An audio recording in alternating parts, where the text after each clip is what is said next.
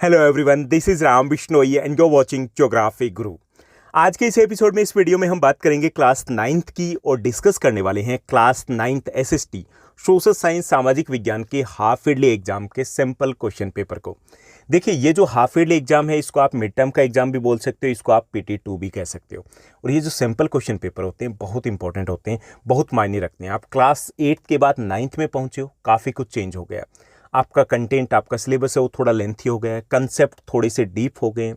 और आपने ये भी समझा होगा, देखा होगा कि आपको अपने स्टडी करने के पैटर्न में भी काफ़ी कुछ चेंज लेकर के आने पड़ रहे हैं। ओके, क्योंकि यहाँ से आपकी असली कह सकते हैं कि वो जो बेस है, रियल जो बेस है, वो यहाँ से तैयार होना शुरू होगा।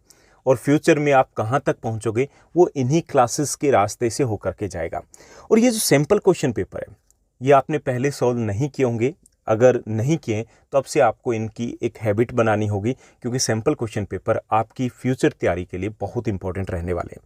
सैम्पल क्वेश्चन पेपर से हमें एक मोटे तौर पे आइडिया हो जाता है कि एग्जाम का पैटर्न क्या रहेगा, किस टाइप के क्वेश्चंस आने वाले हैं, उनकी लैंग्वेज क्या रहेगी, उनका डिफ़िकल्टी लेवल क्या रहने वाला है। ओके, सेकेंड थिंग, जब हम सैम्पल क्वेश्चन पेपर को सॉल्व कर लेते हैं तो जो नर्वसनेस होती है ना एग्जाम में जाने की, वो कम हो जाती है, क्योंकि हमें ऑलरेडी थोड़ा बहुत आइडिया हो जाता है कि भाई इस टाइप के क्वेश्चन आने वाले हैं, तो थोड़ा सा हम ज़्यादा कॉन्फिडेंट फील करते हैं। नेक्स्ट थिंग, जब हम सैम्पल क्वेश्चन पेपर सॉल्व करने के बाद रिवीजन करते हैं तो रिवीजन में मज़ा आता है, क्योंकि हमें एग्जैक्टली पता होता है कि भाई इस टाइप के क्वेश्चंस आ सकते हैं, ये भी पूछा जा सकता है। हमारा फोकस लेवल और ज़्यादा अच्छा होता है। नेक्स्ट थिंग, एक और भी बेनिफिट होता है कि सैम्पल क्वेश्चन पेपर को जब हम सॉल्व करते हैं तो हम खुद की प्रिपरेशन को रिव्यू कर पाते हैं कि हम कहाँ पर पहुँचे हैं, कितनी की और प्रिपरेशन की नीड है। ओके, तो आज हम डिस्कस करेंगे class 9th SST social science सामाजिक विज्ञान के हाफ ईयरली एग्जाम के सैम्पल क्वेश्चन पेपर को। जैसा कि आप अपनी स्क्रीन के ऊपर देख पा रहे हैं, इसमें जो आपका हाफ ईयरली एग्जाम होता है वो एज इट इज़ उसी पैटर्न पर बेस्ड होता है जैसा कि आपका एनुअल एग्जाम होना है मार्च में। क्लियर? तो ये भी आपका 3 आवर्स का रहेगा, 180 मिनट्स आपको मिलेंगे और मैक्सिमम मार्क्स आपके 80 रहेंगे। 20 मार्क्स आपके इंटरनल असेसमेंट के होते हैं। ओके, और इसमें कुछ जनरल इंस्ट्रक्शंस दिए गए हैं। आपके इस क्वेश्चन पेपर में टोटल 29 क्वेश्चन हैं। 29 क्वेश्चंस रहेंगे। ऑल क्वेश्चंस आर कंपलसरी, सभी क्वेश्चन आपके लिए कंपलसरी रहेंगे।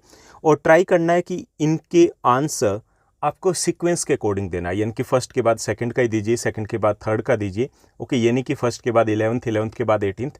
आप शॉर्ट या लॉन्ग आंसर टाइप क्वेश्चंस में आप थोड़ा बहुत ऊपर नीचे कर सकते हो, अदरवाइज ट्राई करना है कि हम सीक्वेंस में आंसर दें। ओके, मार्क्स है वो सेक्शन के आगे मेंशन किए गए हैं। क्वेश्चन नंबर 28 और 29 है वो मैथ वर्क से रिलेटेड क्वेश्चंस रहेंगे, जिसमें हिस्ट्री का रहेगा 28 और 29 जो क्वेश्चन नंबर रहेगा वो आपका रहेगा जियो से रिलेटेड। ओके, टोटल 5 मार्क्स आपके मैथ वर्क के रहेंगे। मैथ को अच्छे से आपको आंसर सीट के बीच में अटैच करना है। ओके, सबसे पहले हम सेक्शन ए की बात करते हैं। तो देखिए, सेक्शन ए में यहाँ पर दिए गए हैं 10 very short answer type question. देखिए, सेक्शन ए और बी दो बनाए गए हैं यहाँ पे। बी में आपको MCQs दिए गए हैं और ए में आपको यहाँ पर MCQs की जगह very short answer type question दिए गए, यानी कि जिनका आंसर आपको 1 वर्ड या 1 सेंटेंस में देना है। क्लियर? तो यहाँ पे फर्स्ट जो क्वेश्चन दिया गया, फ्रांसीसी क्रांति के समय फ्रांस का शासक कौन था? आपने हिस्ट्री का पहला चैप्टर किया है, उसमें हमने पढ़ा है कि 1789 में 1789 में फ्रांस की क्रांति हुई थी। उसके कारण भी हमने डिटेल में पढ़े हैं कि उसमें सबसे बड़ा कारण था उस वक्त जो सम्राट थे वो निकम्मे थे। ओके, अयोग्य थे। तो सम्राट थे कौन? तो सम्राट थे लुई 16वां। ओके, जिनकी अयोग्यता सबसे बड़ा कारण थी फ्रांस की क्रांति का। उसके बाद सेकंड जो क्वेश्चन दिया गया है, फ्रांस का सबसे लोकप्रिय क्लब कौन सा था? देखिए, फ्रांस की क्रांति के समय काफ़ी सारे क्लब थे। ये जो क्लब थे वो कैसे थे? जैसे आजकल पॉलिटिकल पार्टी होती है, राजनीतिक दल होते हैं ना, उसी टाइप से उस वक्त क्लब हुआ करते थे। तो सबसे फेमस जो क्लब था वो था जैकोबिन क्लब, जो मैक्सिमिलियन रॉबस्पियर, जिनके शासनकाल को आतंक का शासन कहते हैं, वो इसी क्लब के लीडर थे, जैकोबिन क्लब। थर्ड हमें क्वेश्चन दिया गया, संविधान सभा के अध्यक्ष कौन थे? तो संविधान सभा के अध्यक्ष डॉक्टर राजेंद्र प्रसाद थे। इस क्वेश्चन के साथ कंफ्यूज नहीं होना है। दो टाइप के क्वेश्चन होते हैं, एक तो संविधान सभा के अध्यक्ष कौन थे, तो डॉक्टर राजेंद्र प्रसाद थे। दूसरा क्वेश्चन होता है ड्राफ्टिंग कमेटी के, प्रारूप समिति के अध्यक्ष कौन थे, तो डॉक्टर BR अम्बेडकर थे। ओके, तो यहाँ पूछा गया संविधान सभा के अध्यक्ष कौन थे, तो कौन थे? डॉक्टर राजेंद्र प्रसाद। उसके बाद फोर्थ क्वेश्चन दिया गया, रंग भेद की नीति क्या थी? दक्षिण अफ्रीका में स्किन के कलर के बेस पर जो भेदभाव किया जाता था, त्वचा के रंग के आधार पर जो भेदभाव किया जाता था, उसे बोलते थे रंग भेद की नीति। क्लियर? उसके बाद नेक्स्ट जो हमारा क्वेश्चन रहेगा, 5th क्वेश्चन दिया गया आपके इस क्वेश्चन पेपर में, आम चुनाव और उपचुनाव में अंतर बताइए। देखिए, आम चुनाव क्या होता है? जब पूरे देश में चुनाव होता है, लगभग एक ही समय में चुनाव होता है, तो उसको हम आम चुनाव कहते हैं। ओके, 5 वर्षों के बाद होता है। 2014 में हुआ था, 2014 में हुआ, 14 के बाद 2019 में हुआ और 2024 में हुआ। तो ये क्या? आम चुनाव है। जब पूरे देश में एक साथ चुनाव होते हैं तो उसको हम आम चुनाव कहेंगे। उपचुनाव क्या होते हैं? कि जब किसी निर्वाचित सदस्य के त्यागपत्र के कारण, उसकी मृत्यु के कारण कोई सीट खाली हो जाए, मतलब कि किसी ने रिजाइन कर दिया या उसकी डेथ हो गई, तो तब इक्का दुक्का सीटों के ऊपर इलेक्शन होते हैं, तो उनको बोलते हैं उपचुनाव। क्लियर? उसके बाद 6th क्वेश्चन है, किन्हीं 2 उत्तरी पूर्वी राज्यों के नाम बताइए जहां से होकर के कर्क रेखा गुजरती है। देखिए, कर्क रेखा भारत के 8 राज्यों से होकर के गुजरती है। कितने राज्यों से? 8 राज्यों से होकर के गुजरती है। इसको याद करने का सिंपल सा फॉर्मूला होता है, मित्र पर गमछा झाड़। मित्र पर गमछा, गमछा समझते हैं ना, जो कपड़ा रखा जाता है, किसान वगैरह रखते हैं, गमछा झाड़। ठीक, अब इसमें उन 8 राज्यों के नाम हैं। मी से मिजोरम, त्रै से त्रिपुरा, पै से पश्चिम बंगाल, रै से राजस्थान, गै से गुजरात, मै से मध्य प्रदेश, छ से छत्तीसगढ़, झाड़ से झारखंड। अब देखिए, किन्हीं 2 राज्यों के नाम लिखने उत्तरी पूर्वी, तो इसमें देखिए मिजोरम आ गया और त्रिपुरा आ गया, हो गया ना हमारा आंसर। क्लियर? उसके बाद नेक्स्ट जो क्वेश्चन दिया गया, नेक्स्ट क्वेश्चन दिया गया, पालमपुर गांव में किसान एक वर्ष में 2 या 2 से अधिक फसलें कैसे उगा पाते हैं? सिंचाई के साधन के कारण। सिंपल सी बात है, बारिश के भरोसे तो एक फसल भी मुश्किल से हो पाती है। तो पालमपुर गांव में ट्यूबवेल्स हैं, उनको बिजली का कनेक्शन मिला हुआ है, तो सिंचाई की सुविधा उपलब्ध है, इसलिए वहां पर किसान 2 या 2 से अधिक फसलें लेते हैं। किस नदी को दक्षिण गंगा कहा जाता है? गोदावरी नदी को। गोदावरी नदी है वो दक्षिण भारत की सबसे लंबी नदी है। जैसे उत्तरी भारत की सबसे लंबी नदी गंगा है, वैसे ही गोदावरी नदी दक्षिण भारत की सबसे लंबी नदी है। और जैसे गंगा नदी को उत्तर में पवित्र माना जाता है, उसी तरीके से दक्षिण में गोदावरी को भी पवित्र माना जाता है। इसलिए गोदावरी नदी को दक्षिण की गंगा, बूढ़ी गंगा, वृद्ध गंगा, ओल्ड गंगा, साउथ गंगा इत्यादि नामों से जाना जाता है। 9th क्वेश्चन है, उत्पादन का सबसे महत्वपूर्ण कारक कौन सा है? तो उत्पादन के 4 कारक होते हैं, उसमें सबसे महत्वपूर्ण मानव पूंजी है, यानी कि हम। ठीक, अब देखिए, हमारे पास अगर श्रम उपलब्ध हो, हमारे पास प्राकृतिक संसाधन उपलब्ध हो, भौतिक पूंजी उपलब्ध हो, तो क्या अपने आप फसलें वगैरह हो जाएगी? नहीं होगा ना। हम योजना बनाएंगे, मानव बुद्धि का प्रयोग किया जाएगा, तो मानव पूंजी है वो सबसे महत्वपूर्ण संसाधन होता है। ओके, आप सभी मानव संसाधन हो। उसके बाद 10th क्वेश्चन दिया गया। 10th क्वेश्चन है, संसाधन का एक उदाहरण दीजिए। देखिए भाई, कोई भी चीज़ जो आपके काम आती है, ओके, जो आपके काम की चीज़ है, वो सारी चीज़ें क्या है? संसाधन कहलाती है। ठीक, कोई भी वस्तु जो आपकी आवश्यकता को पूरा कर रही है तो वो संसाधन है। आपके हाथ में मोबाइल है, ये संसाधन है। आपका ईयरफोन, ये संसाधन है। आपकी नोटबुक, आपकी बुक, आपका स्कूल बैग, आपके कपड़े, आपका रूम, आपके रूम में जो कुछ भी आपको दिखाई दे रहा है, वो सारी चीज़ें काम की है ना, तो वो सारी चीज़ें संसाधन कहलाएगी। तो कुछ भी आप एग्जाम्पल दे सकते हो, जैसे जल, भूमि, मिट्टी, पुस्तक, स्कूल, बिल्डिंग, रोड, व्हीकल, सब संसाधन है।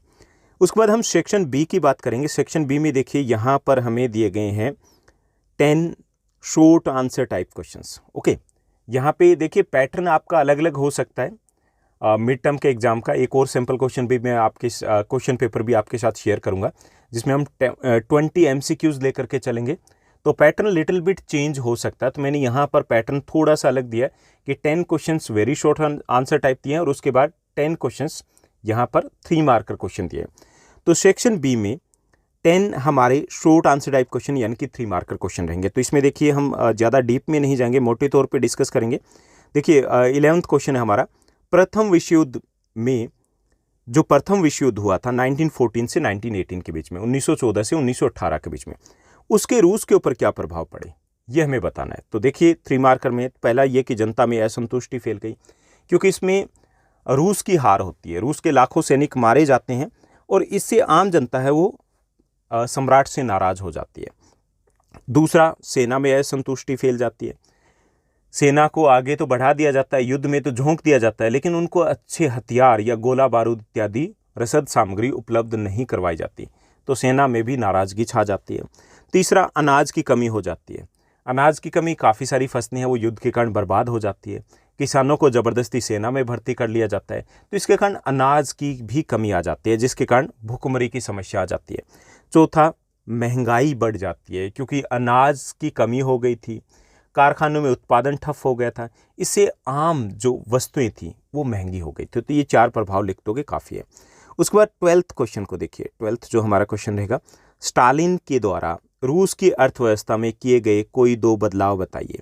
स्टालिन ने आलोचकों का कैसे सामना किया?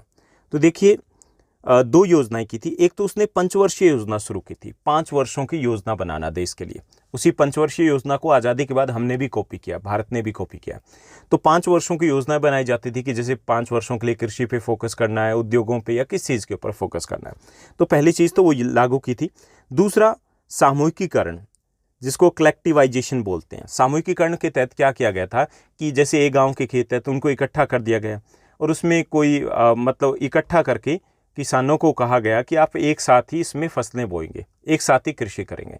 तो ये सब कुछ किया गया था उत्पादन बढ़ाने के उद्देश्य से। तो 2 प्रोग्राम लागू किए गए थे, 2 योजनाएं लागू की थी। एक तो पंचवर्षीय योजना और दूसरा सामूहिकीकरण। और जो लोग इस चीज़ के खिलाफ थे कि नहीं स्टालिन है वो ठीक नहीं कर रहा है, तो उनके खिलाफ स्टालिन ने आलोचकों को सख्ती दिखाई। सख्ती दिखाने का मतलब उनको जेल में डाल दिया गया, उनको सज़ा दी गई, उनको साइबेरिया भेज दिया गया, लाइक दैट।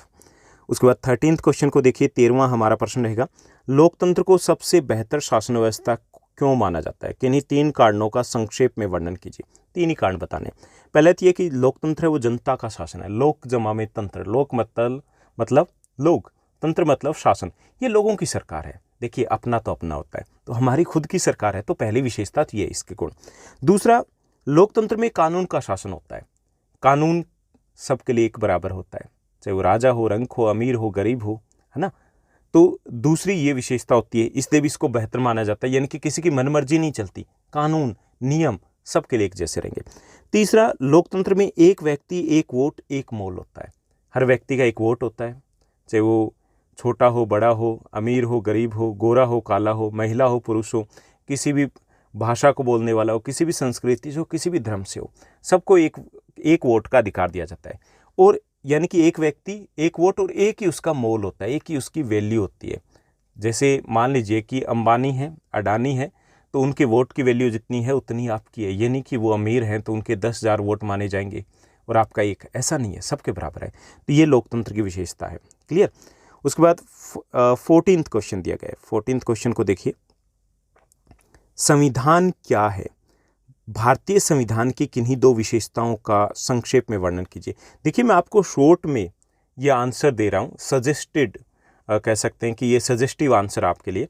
आप इसमें कुछ और भी ऐड कर सकते हो, थोड़ा लेंथी भी आपको लिखना पड़ेगा। तो यहाँ देखिए संविधान क्या है? किसी भी देश अथवा संस्था को चलाने के लिए कुछ नियम कायदे कानूनों की आवश्यकता होती है, उन्हीं नियम कायदे कानूनों को संविधान बोलते हैं। ओके, जैसे आपके स्कूल में टाइम टेबल फिक्स है, इंचार्ज फिक्स है, कौन किस चीज़ का है, किस टीचर के पास क्या चार्ज, सारी चीज़ें फिक्स है ना, वो संविधान है। आपके घर के कुछ नियम है, लिखित नहीं है लेकिन वो भी संविधान है, अलिखित भी हो सकता है। ओके, तो किसी भी देश को या संस्था को चलाने के लिए कुछ नियम कायदे कानून बनाए जाते हैं, उन्हीं नियम कायदे कानूनों को हम बोलते हैं संविधान। क्लियर। ये 2 प्रकार का हो सकता है, लिखित और अलिखित। हमारे देश का संविधान लिखित है, हमारे स्कूल का संविधान लिखित है। ओके, आपके घर का संविधान अलिखित है, इंग्लैंड यूके का संविधान है वो भी अलिखित है। अब देखिए संविधान, भारतीय संविधान की विशेषता बतानी। एक तो ये कि पहला, भारत का संविधान लचीला है।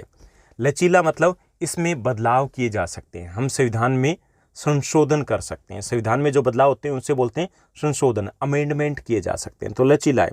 दूसरा, जीवंत दस्तावेज है। जीवंत दस्तावेज है ये नहीं कि पुराना हो रहा है, पुराना नहीं हो रहा, जैसे जैसे हमें ज़रूरत होती है हम उसमें बदलाव कर देते हैं, तो ये भी समय के अनुसार बदलता रहा है। ओके, तो ये जीवंत है, यानी कि लिविंग डॉक्यूमेंट है। उसके साथ साथ लोकतांत्रिक व्यवस्था। तीसरी है कि हमारे संविधान ने लोकतांत्रिक व्यवस्था को अपनाया कि देश में सरकार का चुनाव जनता करेगी। जनता है वो सरकार को चुन भी सकती है, उसको बदल भी सकती है। We can choose our government and we can change our government in democracy.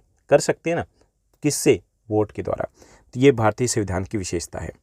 उसके बाद 15th क्वेश्चन, देखिए सारे 3 मार्कर क्वेश्चन है तो हमें ज़्यादा डेप्थ में नहीं जाना है, हालांकि आपको इन सारे पॉइंट्स को एक्सप्लेन करना होगा तभी आपको पूरे मार्क्स मिलेंगे। 15th क्वेश्चन को देखिए, प्रस्तावना से आप क्या समझते हैं? हमारी संविधान की प्रस्तावना की कोई 3 विशेषताएं बताइए।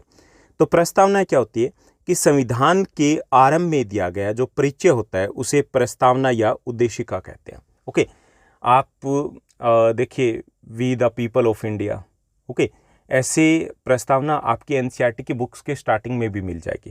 क्लियर? तो इसको हम बोलेंगे प्रिम्बल, इंग्लिश में कहें तो ये प्रिम्बल होता है, या आप गूगल भी कर सकते हो, वहाँ पर आपको मिल जाएगा। तो प्रस्तावना क्या होती है कि संविधान के आरंभ में दिया गया जो परिचय है उसे प्रस्तावना या उद्देशिका कहते हैं। ठीक, जैसे कोई मूवी आती है, मूवी से पहले ट्रेलर दिखाया जाता है। वो ट्रेलर क्या है? ट्रेलर इंट्रोडक्शन दे रहा है ना मूवी में क्या कुछ है मोटे तौर पे, तो वो क्या है? वो एक तरीके से प्रस्तावना है। ऐसे ही संविधान या कोई भी बुक होती है तो उसके शुरुआत में इंट्रोडक्शन दिया जाता है कि भाई किस क्लास के लिए, किसने लिखी है, क्यों लिखी है, क्या है, लाइक दैट। तो ऐसे ही संविधान के शुरुआत में परिचय दिया गया, आरंभ में परिचय दिया गया, उसे प्रस्तावना या उद्देशिका कहते हैं। इसमें संविधान की मुख्य विशेषताओं का वर्णन किया जाता है। क्लियर? हमारी संविधान की विशेषता क्या है? पहला, लोकतांत्रिक राष्ट्र की भारतीय संविधान के द्वारा हमारी जो प्रस्तावना की विशेषता है उसमें कहा गया कि भारत एक लोकतांत्रिक देश है, डेमोक्रेटिक कंट्री है। तो इसका मतलब भारत को लोकतांत्रिक देश घोषित किया गया है। ओके, यानी कि सरकार का चुनाव जनता करेगी। क्लियर? दूसरा, गणतंत्र। भारतीय प्रस्तावना में गणतंत्र शब्द का भी प्रयोग किया गया। इसका अर्थ है कि भारत देश का जो मुखिया है वो चुना हुआ होगा, उस देश को गणतंत्र बोलते हैं जिस देश का मुखिया चुना हुआ हो। हमारे देश का मुखिया कौन होते हैं? राष्ट्रपति, जिनका चुनाव होता है। भारत एक गणतंत्र है, India is a Republic country, England is not a Republic country. England नहीं है, क्यों नहीं है? क्योंकि वहाँ पर मुखिया कौन होते हैं? महाराज हैं, अब तो सम्राट है ना। ठीक, उसके बाद 3rd क्वेश्चन, समानता। प्रस्तावना में समानता शब्द का भी प्रयोग किया गया। इसका अर्थ है कि भारत में सभी नागरिक एक समान होंगे, सबके लिए एक जैसा कानून होगा। ओके, उसके बाद धर्मनिरपेक्षता। सेक्युलर कंट्री डिक्लेयर किया गया इंडिया को, धर्मनिरपेक्ष देश है। इसका अर्थ है कि भारत में सभी धर्म एक बराबर हैं। ओके, सरकार धर्म के आधार पर भेदभाव नहीं कर सकती है। सभी नागरिकों को अपना धर्म को मानने या किसी भी धर्म को ना मानने की स्वतंत्रता है। ओके, उनका ये पर्सनल मैटर है। क्लियर? तो ये हमारी प्रस्तावना की विशेषता है। उसके बाद 16th क्वेश्चन को देखिए, 16वां जो हमें प्रश्न दिया गया 16th क्वेश्चन है, भारत में स्वतंत्र और निष्पक्ष चुनावों की क्या क्या चुनौतियां हैं? कोई 3 कारण लिखिए। तो देखिए, भारत में अगर स्वतंत्र और निष्पक्ष अगर चुनाव करवाए जाएं तो उसकी कुछ चुनौतियां हैं कि मतलब कोशिश तो की जाती है कि स्वतंत्र हो, निष्पक्ष हो, पक्षपात ना हो। पहली चीज़ ये कि निरक्षरता एक चुनौती है। 2011 की जनगणना की बात की जाए तो उसके अनुसार भारत में साक्षरता दर 74% है, 74% है। अब 74% में कुछ ऐसे भी है जो मतलब 2 पास है, 2.5 पास है ना, ऐसे भी हैं जिनको पढ़ा लिखा मान लिया गया। तो निरक्षर लोग हैं, वो आमतौर पे राजनीति की बातों को ठीक से समझ नहीं पाते, भोले भाले होते हैं। तो एक तो ये समस्या है कि कई बार उनको बरगला दिया जाता है, बस इधर से उधर हो जाते हैं। क्लियर? तो एक तो ये समस्या। दूसरा, धन बल की चुनौती है कि आमतौर पे निर्धनता अधिक है और जो धनवान लोग होते हैं वो पैसे के बल पर चुनाव जीत जाते हैं, अच्छे पीछे रह जाते हैं और जो धनी है वो ऊपर पहुंच जाते हैं। ओके, ये एक समस्या है।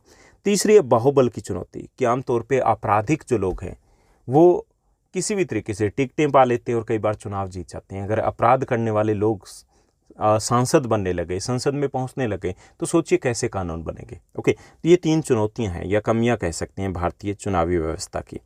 17th क्वेश्चन दिए गए, विभिन्न नदियों द्वारा निर्माण के आधार पर उत्तरी भारत के विशाल मैदान का विभाजन कीजिए। देखिए, उत्तरी भारत का विशाल मैदान है वो देश का सबसे उपजाऊ मैदान है। ओके, जिसमें पंजाब, हरियाणा, यूपी, बिहार, झारखंड, वेस्ट बंगाल, असम इत्यादि आते हैं। सबसे उपजाऊ है और सबसे घना बसा हुआ भी, जनसंख्या भी काफ़ी ज़्यादा पाई जाती है। तो इस मैदान को निर्माण के आधार पर 3 भागों में बांटते हैं। सिंधु का मैदान जो कि पंजाब और पाकिस्तान में, इसका निर्माण सिंधु और उनकी सहायक नदियों ने किया है। सतलुज, व्यास, रावी, चेनाब, झेलम इसकी सहायक नदियाँ।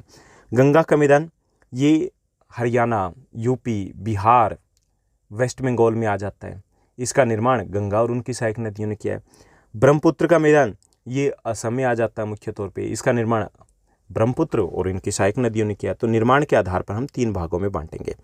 उसके बाद 18th क्वेश्चन देखिए, 18th जो हमारा क्वेश्चन रहेगा, पश्चिमी और पूर्वी तटीय मैदान में कोई 3 अंतर हमें बताना है। देखिए पश्चिमी तटीय मैदान जो देश के पश्चिम में है, जैसे अगर हम इस टाइप से करें, थोड़ा सा मैप बनाएं, तो इस साइड में ये पश्चिमी तटीय मैदान है और इधर आ गया ये पूर्वी तटीय मैदान।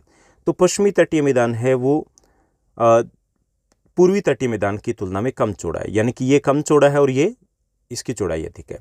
पश्चिमी तटीय मैदान है वो, इसमें कम डेल्टा पाए जाते हैं, इसमें अधिक डेल्टा पाए जाते हैं, जैसे बड़े डेल्टा पाए जाते हैं, महानदी का डेल्टा, गोदावरी का, कृष्णा का। ओके, पश्चिमी तटीय मैदान ये जो है ये कम उपजाऊ है, ये अधिक उपजाऊ है। ओके, तो 3 अंतर बता दिए कि पश्चिमी तटीय मैदान है वो कम चौड़ा है, पूर्वी तटीय मैदान अधिक चौड़ा है। पश्चिमी तटीय मैदान है उसमें डेल्टाओं का अभाव पाया जाता है, इसमें डेल्टा अधिक पाए जाते हैं। ये कम उपजाऊ है, ये अधिक उपजाऊ है, इतना काफ़ी रहेगा। उसके बाद 19th क्वेश्चन दिया गया। 19th क्वेश्चन को देखिए कि हिमालय की सभी 3 श्रृंखलाओं के नाम बताइए। देखिए हिमालय एक पर्वत नहीं है बल्कि उसमें 3 पर्वत श्रृंखलाएं हैं। सबसे पहले आ जाती है जैसे इस टाइप से है, क्लियर, ऐसे बना हुआ। तो सबसे पहले जो अंदर की तरफ दिया गया है वो कौन सी श्रृंखला है? वो है हिमाद्री या आंतरिक हिमालय बोलेंगे उसको। क्या बोलेंगे? हिमाद्री या आंतरिक हिमालय। ठीक, हिमाद्री इसलिए कि हिमाद्री का मतलब होता है हिम का घर, और ये अंदर की साइड में हो गया आंतरिक हिमालय। इसको महान हिमालय भी कह सकते हैं क्योंकि सबसे ऊंचा यही है। माउंट एवरेस्ट इसी के ऊपर है, कंचनजंगा इसी के ऊपर है। दूसरा हिमाचल हिमालय या मध्य हिमालय, जो बीच में है वो मध्य हिमालय, इसको हिमाचल हिमालय भी कह सकते हैं। तीसरा शिवालिक या बाह्य हिमालय, ये शिवालिक भी हो गया और इसको बाह्य हिमालय भी कह सकते हैं। तो हिमालय की 3 श्रृंखलाएं हैं और हिमालय चाप के आकार में भारत के उत्तर में है। उसके बाद 20th क्वेश्चन देखिए।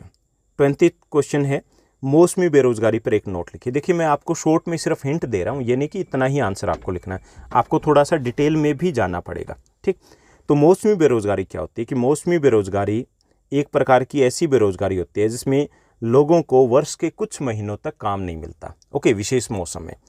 जैसे कृषि करने वाले जो किसान होते हैं वो 5 से 7 महीने खाली बैठते हैं। ओके, जैसे मान लीजिए कि चावल लगा दिए तो 2 महीने के लिए बीच में ज़्यादा काम नहीं है, सबके लिए तो काम नहीं ना।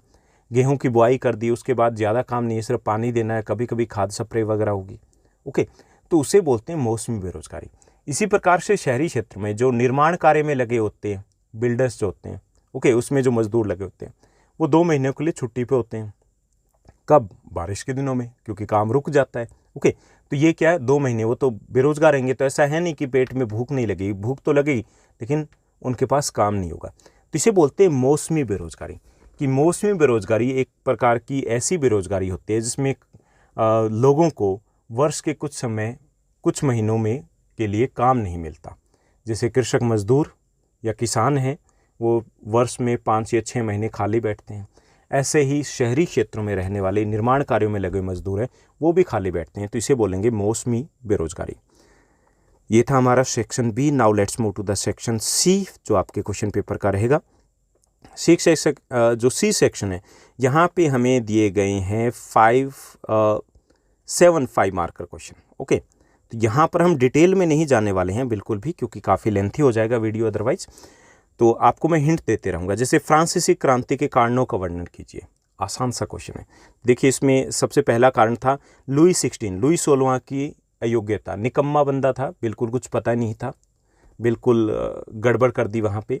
दूसरा कारण था सामाजिक विभाजन। देखिए समाज 3 भागों में बंटा हुआ था, प्रथम एस्टेट, द्वितीय एस्टेट, तृतीय एस्टेट। प्रथम और द्वितीय वाले मौज कर रहे थे, उनको किसी भी प्रकार का टैक्स नहीं देना होता था, ज़मीनें उनके पास थी सारी।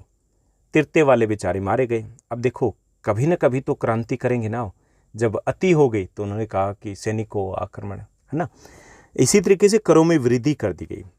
अब 1789 में सम्राट ने ये डिसाइड किया कि टैक्स बढ़ा देते हैं। अब टैक्स बढ़ाने थे, अब पूछा किससे गया? प्रथम और द्वितीय से। उन्होंने कहा महाराज बढ़ा दो। अब उनको तो देने नहीं थे, तृतीय को देने थे। तृतीय वालों ने कहा कि भाई यहाँ पे तो खाने को नहीं है, तो क्रांति हो गई। ठीक, ऐसी अनाज की कमी हो गई थी फ्रांस में 1789 के आसपास। पिछले कुछ वर्षों से फसलें खराब हो रही थी, कभी सूखे के कारण, कभी स्नोफॉल के कारण। ओके, तो इसके कारण तो अनाज की कमी हो गई, तो खाने के लाले पड़ गए, बस क्रांति होनी थी। यानी कि वहाँ पे आ गया कि या तो मरो या करो, करके मरो। तो उन्होंने कहा कि चलो करके ही देखते हैं, मरना तो है वरना भूखमरी से मरेंगे। वो सम्राट इन हालात को संभाल नहीं पाया था। ऐसी महंगाई बहुत बढ़ गई थी, बेरोजगारी बहुत हो गई थी। ओके, और मध्यम वर्ग जो पढ़ा लिखा वर्ग था उसने लीड किया। उन्होंने बाकी को कहा कि चलो हम बताते हैं क्या करना है, कि राजा हुआ तो क्या हुआ, हमारी भी तो सुनेंगे ना। बस क्रांति हो जाती है।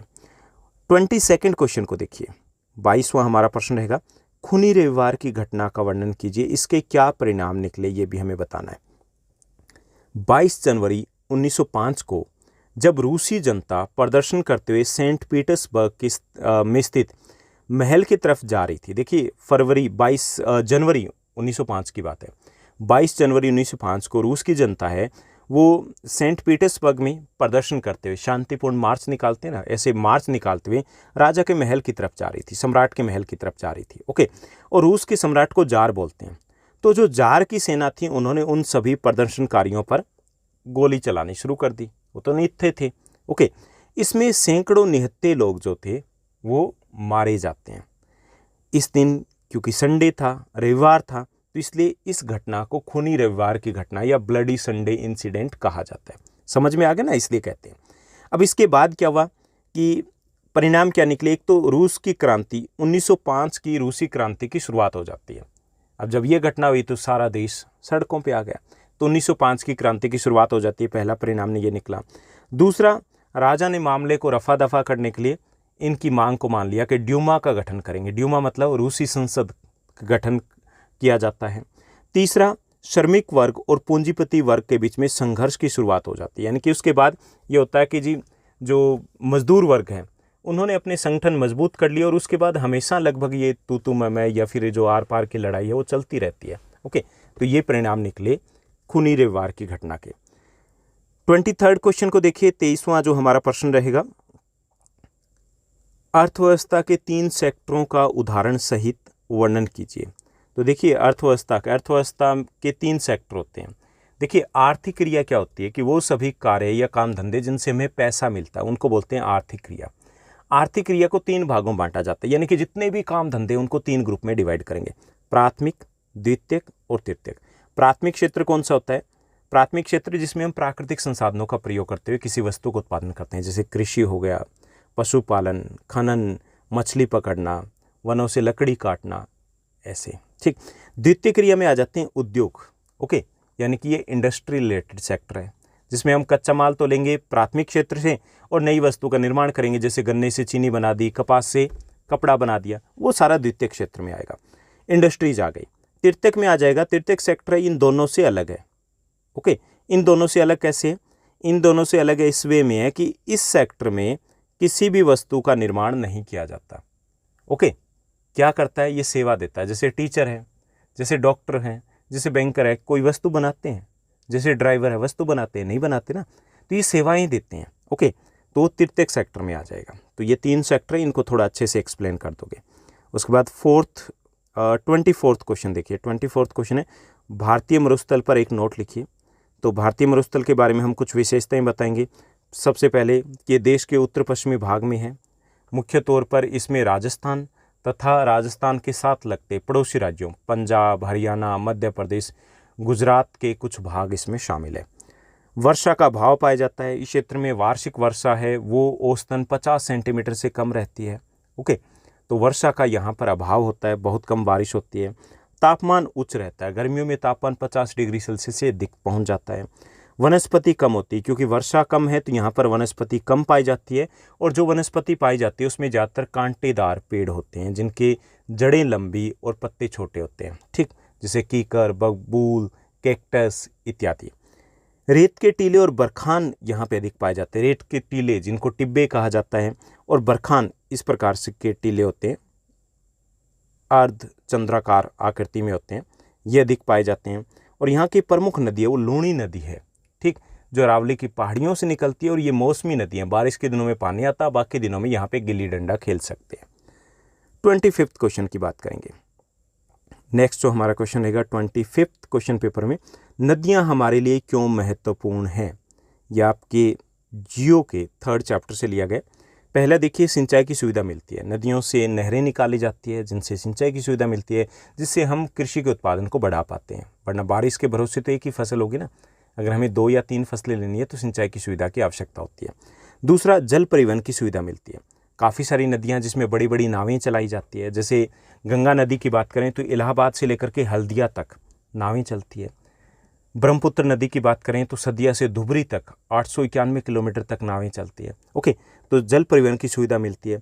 जल विद्युत के लिए उपयोगी है। देखिए, इनके ऊपर डैम बनाया जाता है, डैम बना करके उस पानी को ऊपर से नीचे गिराया जाता है, इससे बिजली पैदा की जाती है, जल विद्युत, हाइड्रो इलेक्ट्रिसिटी। बाढ़ के मैदान और डेल्टा का निर्माण करने में सहायक नदियाँ।